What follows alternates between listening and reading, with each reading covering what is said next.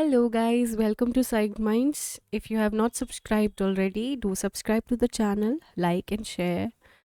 We are reading The Bell Jar by Sylvia Plath, chapter 16. Joanne's room, with its closet and bureau, and table and chair and white blanket with the big blue sea on it, was a mirror image of my own. It occurred to me that Joanne, hearing where I was, had engaged a room at this asylum on pretense, simply as a joke.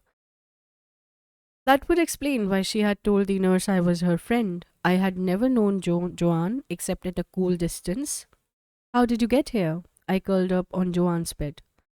I read about you, Joanne said. What? I read about you and I ran away. How do you mean? I said evenly. Well, Joanne leaned back in the chin's flowered asylum armchair. I had a summer job working for the chapter head of some fraternity, like the Masons, but not the Masons, and I felt terrible. I had these bunions, I could hardly walk in the last days. I had to wear rubber boots to work instead of shoes, and you can imagine what that did to my morale. I thought either Joanne must be crazy wearing rubber boots to work, and or she must be trying to see how crazy I was, believing all that. Besides, only old people ever get bunions. I decided to pretend I thought she was crazy and that I was only humoring her along. I always feel lousy without shoes, I said with an ambiguous smile. Did your feet hurt much? Terribly. And my boss? He had just separated from his wife. He couldn't come right out and get a divorce because that wouldn't go with his fraternal order. My boss kept buzzing me in every other minute, and each time I moved, my feet hurt like the devil. But the second I had sit down at my desk again, buzz went the buzzer, and he would have something else he wanted to get off his chest. Why didn't you quit? Oh, I did quit, more or less. I stayed off work on sick leave. I didn't go out. I didn't see anyone. I stowed the telephone in a drawer and never answered it. Then my doctor sent me to a psychiatrist at this big hospital. I had an appointment for 12 o'clock and I was in an awful state. Finally, at 12:30, the receptionist came out and told me the doctor had gone to lunch. She asked me if I wanted to wait, and I said yes. Did he come back? The story sounded rather involved for Joanne to have made up out of whole cloth, but I led her on to see what would come of it. Oh, yes, I was going to kill myself, mind you, I said. If this doctor doesn't do the trick, that's the end. Well, the receptionist led me down a long hall, and just as we got to the door, she turned to me and said, You won't mind if there are a few students with the doctor, will you? What could I say? Oh no, I said. I walked in and found 9 pair of eyes fixed on me. 9! 18 separate eyes. Now, if that receptionist had told me there were going to be 9 people in that room, I would have walked out on the spot. But there I was, and it was too late to do anything about it. Well, on this particular day, I happened to be wearing a fur coat in August. Oh, it was one of those cold, wet days, and I thought, my first psychiatrist.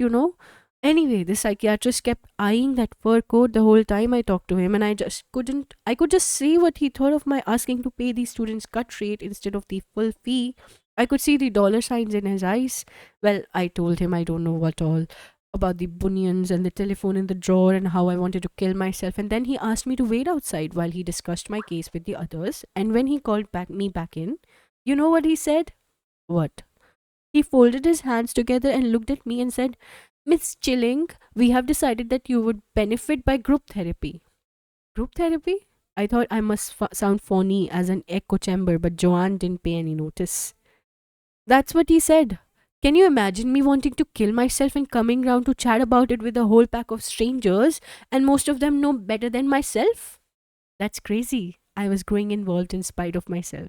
That's not even human. That's just what I said. I went straight home and wrote that doctor a letter. I wrote him one beautiful letter about how a man like that had no business setting himself up to help sick people. Did you get any answer? I don't know. That was the day I read about you.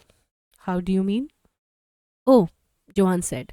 About how the police thought you were dead and all. I've got a pile of clippings somewhere.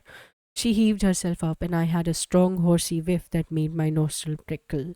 Joanne had been a champion horse jumper at the annual college gymkhana, and I wondered if she had been sleeping in a stable.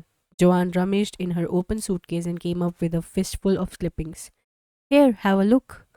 The first clipping showed a big, blown up picture of a girl with black shadowed eyes and black lips spread in a grin.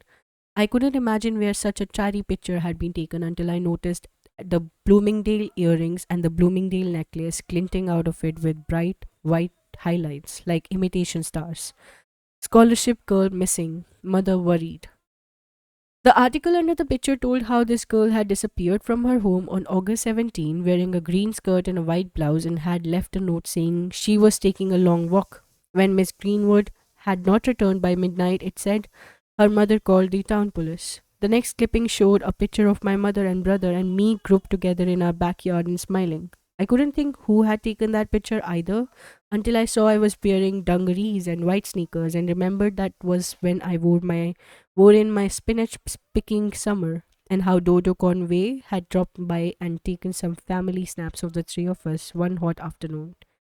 Mrs. Greenwood asked us this picture be printed in hopes that it will encourage her daughter to return home. Sleeping pills feared missing with the girl.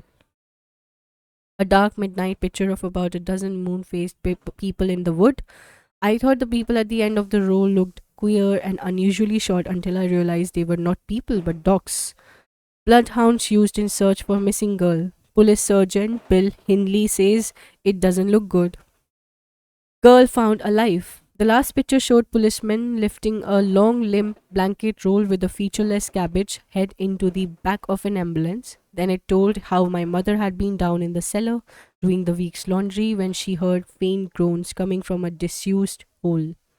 I laid the clippings on the white spread of the bed. You keep them, Joanne said. You ought to stick them in a scrapbook. I folded the clippings and slipped them in my pocket. I read about you, Joanne went on. Not how they found you, but everything up to that, and I put all my money together and took the first plane to New York. Why New York? Oh, I thought it would be easier to kill myself in New York. What did you do? Joanne grinned sheepishly and stretched out her hands, palm up, like a miniature mountain range. Large reddish wheels upheaved across the white flesh of her wrists. How did you how did you do that? For the first time it occurred to me Joanne and I might have something in common. I shoved my fist through my roommate's window. What roommate? My old college roommate. She was working in New York and I couldn't think of any place else to stay. And besides, I had hardly any money left, so I went to stay with her. My parents found me there. She had written them I was acting funny, and my father flew straight down and brought me back. But you're all right now? I made it in a statement. Joanne considered me with her bright, pebble grey eyes. I guess so, she said. Aren't you? I had fallen asleep after the evening meal. I was awakened by a loud voice. Mrs. Bannister, Mrs. Bannister, Mrs. Bannister, Mrs. Bannister. As I pulled out of sleep, I found I was beating on the bedpost with my hands and calling. The sharp, wry figure of Mrs. Bannister and the night nurse scurried into view. Here, we don't want you to break this. She unfastened the band of my watch. What's the matter? What happened? Mrs. Bannister's face twisted into a quick smile. You have had a reaction. A reaction? Yes. How do you feel? Funny, sort of light and airy. Mrs. Bannister helped me sit up. You'll be better now. You'll be better in no time. Would you like some hot milk? Yes. And when Mrs. Bannister held the cup to my lips, I fanned the whole hot milk out on my tongue as it went down, tasting it luxuriously the way a baby tastes its mother.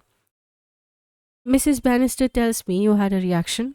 Dr. Nolan seated herself in the armchair by the window and took out a tiny box of matches. The box looked exactly like the one I had hidden in the hem of my bathrobe, and for a moment I wondered if a nurse had discovered it there and given it back to Dr. Nolan on the quiet. Dr. Nolan scrapped a match on the side of the box. A hot yellow flame jumped into life and I watched her suck it up into the cigarette. Mrs. B says you felt better. I did for a while. Now I'm the same again. I have news for you. I waited every day now, for I didn't know how many days I had spent the mornings and afternoons and evenings wrapped up in my white blanket on the deck chair in the alcove, pretending to read. I had a dim notion that Dr. Nolan was allowing me a certain number of days and then she would just say what Dr. Gordon had said. I'm sorry, you don't seem to have improved. I think you would better have some shock treatments. Well, don't you want to hear what it is? What? I said dully and braced myself. You're not to have any more visitors for a while. I stared at Dr. Nolan in surprise. Why, that's wonderful. I thought you would be pleased, she smiled. Then I looked and Dr. Nolan looked at the waste basket beside my bureau. Out of the waste basket poked the blood red buds of a dozen long stemmed roses. That afternoon, my mother had come to visit me.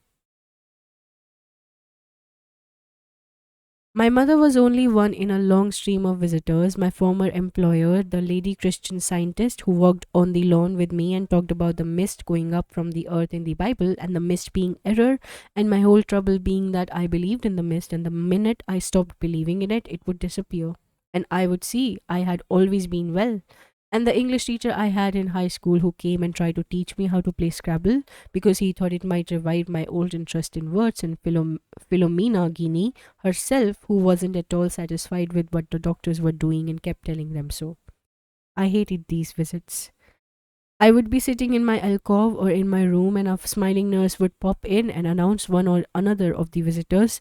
Once they had even brought the minister of the Unitarian Church, whom I had never really liked at all. He was terribly nervous the whole time, and I could tell he thought I was crazy as a loon because I told him I believed in hell and that certain people like me had to live in hell before they died to make up for missing out on it after death, since they didn't believe in life after death and what each person believed happened to him when he died. I hated these visits because I kept feeling the visitors measuring my fat and stringy hair against what I had been and what they wanted me to be, and I knew they went away utterly confounded. I thought I thought if they left me alone I might have some peace. My mother was the worst. She never scolded me but kept begging me with a sorrowful face to tell her what she had done wrong. She said she was sure the doctors thought she had done something wrong because they asked her a lot of questions about my toilet training, and I had been perfectly trained at a very early age and given her no trouble whatsoever. That afternoon, my mother had brought me the roses. Save them for my funeral, I had said. My mother's face puckered and she looked ready to cry. But Esther, don't you remember what day it is today? No, I thought it might be Saint Valentine's Day. It's your birthday. And that was when I had dumped the roses in the wastebasket. That was a silly thing for her to do, I said to Dr. Nolan. Dr. Nolan nodded. She seemed to know what I meant. I hate her, I said, and waited for the blow to fall. But Dr. Nolan only smiled at me as if something had pleased her very, very much and said, I suppose you do. That brings us to the end of chapter 16. We will be reading the next chapter in our next recording. If there is any kind of feedback, positive or negative, you are welcome to write in the comment section of the video you're viewing or in the community section. Bye bye, take care, and keep reading.